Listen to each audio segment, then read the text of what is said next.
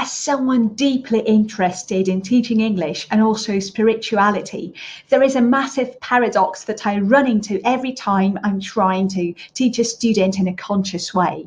This video is going to be for those of you who want to teach conscious beings and who also really want to teach consciously, so that every individual is able to become an adult with a decent understanding of what it takes to create a happy reality for themselves. One big idea that I want to pass on to you in this video today is that any language is a concept. I think it's extremely important to be aware of the fact that we're teaching concepts. And I'm not just talking about the category of nouns that we're used to calling abstract or concepts in the linguistic sense. In terms of abstract and conceptual nouns, we normally think about things like love, hate, reality, and other things like that. But what I'm actually addressing here in this video from a conscious teaching perspective, as I advocated, is seeing every word as a concept, because it is. For instance, words such as a tree, a car, a cat, those are also the concepts. We are wired as human beings in a way that our mind allows us, and our mind functions conceptually. Our mind allows us to translate the things that we perceive with our senses, predominantly our sight and also the hearing sense.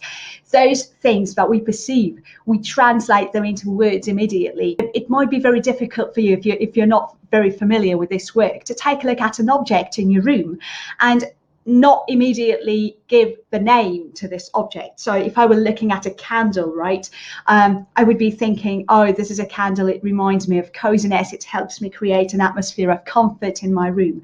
And it just might be not the case. So you have to investigate into this thing if you want to experience this matter for yourself. But I think there is inherent danger in teaching language to our learners in a way that we just make the language equal reality. Why is it so important?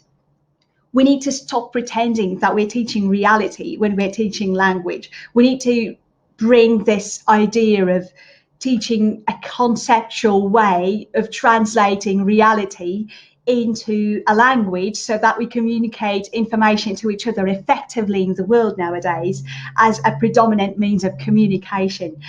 This is extremely important because in a society where more and more people are getting their awakening experiences, where we're just getting down to the true nature of things, it's getting extremely valid to let our students exist in a world where the focus is placed upon being. And when we do the conventional English language teaching, in a sense, we very heavily rely on duality. All language is based on duality, but I think there is a very particular kind of duality that is ingrained in the language teaching. We split the world into positive words and negative words. For instance, I was teaching a student recently, and I think she has a very, very wise way of looking at things. She's a systemic thinker. And when I was teaching a word such as extroverted versus introverted, I asked her which word would have to be more positive to her and which word would have to be more negative to her. And she said, I don't want to approach the world with this idea that certain characteristics are positive and certain characteristics are negative. So what we do conventionally is we try to place labels of positive and negative on the language that we bring to our classroom. And in conscious teaching model that I advocate for, we should really stop doing that. Just because when we think that the language we use is actually the reality, we don't see it as a filter of seeing the reality through, but we rather see it as reality.